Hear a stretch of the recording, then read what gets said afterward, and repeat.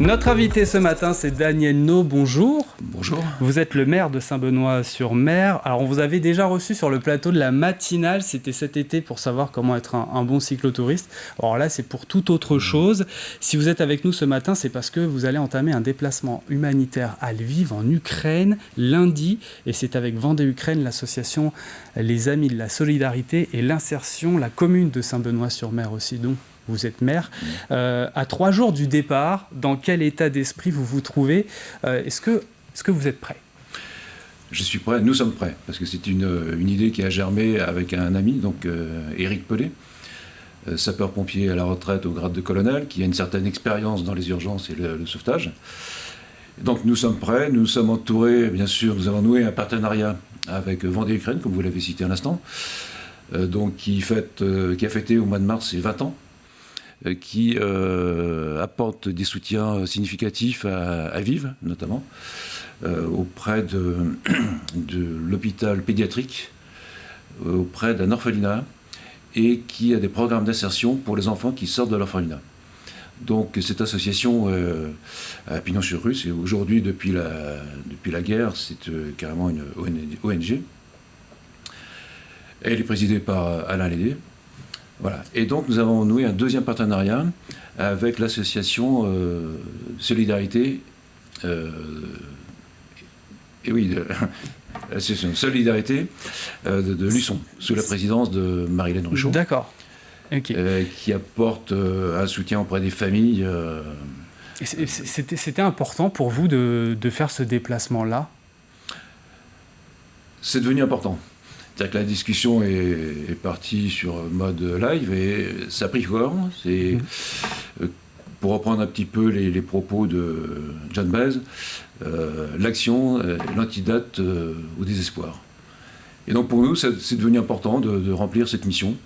Bien sûr, ça ne va pas bouleverser les données du problème, mais on apportera du soutien, un réconfort à des enfants, à des familles dans le besoin. C'est la première fois que vous effectuez ce genre d'action de solidarité à plus de 2000 km de la Vendée ? Oui, c'est la première fois, 2300 km, ouais. C'est la première fois, c'est une première expérience. Et, nous sommes prêts grâce, comme je disais à l'instant, à ces partenaires qui ont quand même, on a sur place un contact pour passer la frontière. Donc on a pris rendez-vous pour mercredi soir pour passer la frontière ensemble. C'est pas facile, on peut passer une demi-heure ou plusieurs heures pour passer justement cette frontière. Et vous serez deux à prendre le départ, c'est ce nous que vous m'avez deux dit. Chauffeurs. Quelles sont vos missions ? Détaillez-nous un petit peu le programme. Alors, les missions, c'est de transporter du matériel. Alors, nous aurons à bord donc, du camion, du fourgon, une radio panoramique pour cabinet dentaire. Nous avons déjà des médicaments, tout ce qui est compresse, pansement. Nous avons aussi des produits d'hygiène et aussi des produits pour bébés. Nous avons environ une valeur estimée à 14 000 € de fourgon. Donc c'est quand même assez significatif. Donc c'est beaucoup de produits de première nécessité. Voilà, c'est l'urgence, on est dans l'urgence. Qu'est-ce qui vous a amené à décider de vous déplacer et de venir en aide aux Ukrainiens ? Vous allez à Lviv, je le rappelle. Comment est germée l'idée ? Je vous disais, donc c'est une discussion qu'on a eue, on a dit pourquoi pas. Donc on sort de notre zone de confort. Bien sûr. Et voilà, ça a cheminé, ça a pris forme. Et nous sommes partants et nous sommes prêts. Ouais, il y a ce désir d'aider, de se sentir utile. Voilà, nous avons, pour ma part perso, financé des actions, mais là nous sommes vraiment dans le vif du sujet. Nous sommes acteurs. Est-ce que c'est peut-être une manière aussi de se rendre compte de la complexité qu'il y a là-bas en vous rendant sur place ? Alors si vous voulez, je vous ferai un rapport au retour. Pourquoi pas ? On va découvrir ça. Bon, on est quand même, on part pas à l'aventure. Comme je vous disais, on a un contact qui va quand même nous aider à passer les frontières administratives surtout. Oui, vous y allez pas à l'aveugle.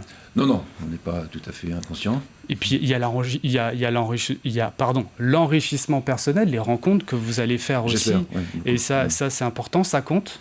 Moi, ça compte beaucoup. Oui. Si on a le temps d'échanger, de rencontrer. Oui.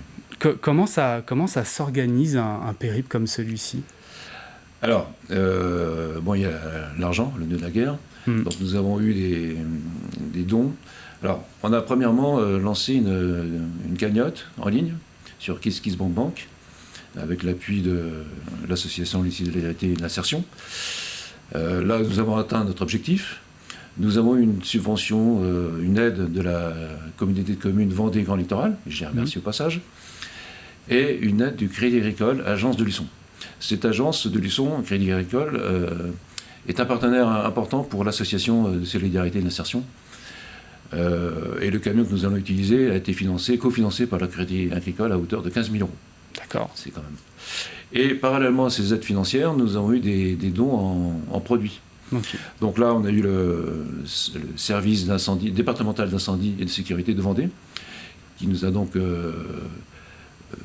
offert donc, des produits, notamment pharmaceutiques.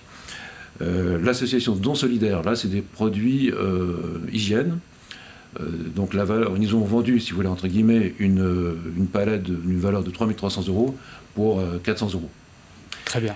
La commune de la Boissière-des-Landes, ne pas oublier quand même, qui a fait un geste au niveau des produits enfants. La commune d'Avrier, la commune de Saint-Benoît-sur-Mer et la pharmacie d'Angles, qui a bien voulu compléter notre commande avec des produits, pansements et compresses. Alors, il est peut-être trop tôt pour le dire, mais vous, personnellement, est-ce que vous serez tenté ou pas de reproduire cette expérience ou pas? Ou alors vous ne savez pas encore? Bon, pour l'instant, honnêtement, je ne sais pas si... Bon, c'est quand même une semaine, il faut compter 3 jours aller, 3 jours retour, bon, c'est pas anodin, mais pourquoi pas? Et pour terminer, quel conseil donneriez-vous à quelqu'un pour se lancer dans ce genre de mission, que ce soit pour quelques jours, 2 semaines, même plusieurs mois? Alors, il faut s'entourer de gens qui sont sur le terrain déjà. Comme nous, on s'est entouré de 2 associations qui sont dans le solidaire. C'est impératif. On ne peut pas se lancer comme ça en live. Il faut que ce soit concret. C'est-à-dire que nous, ce qu'on apporte, ça correspond à des besoins qui sont ressentis sur le terrain. C'est-à-dire que la liste qu'on a proposée à nos donateurs correspond à des produits qui sont nécessaires. Pharmaceutique, hygiène, première Donc nécessité. ça passe par une bonne organisation et savoir s'entourer. Il faut que ça soit utile. Je rappelle que ce déplacement humanitaire est organisé donc en partenariat avec Vendée-Ukraine, l'association Les Amis de la Solidarité et l'Insertion et la commune de Saint-Benoît-sur-Mer, et que vous, Daniel No, vous partez donc lundi à Lviv en Ukraine. Et merci d'être venu sur le plateau de la matinale de TV Vendée. On vous souhaite un bon périple prochainement. Je vous remercie.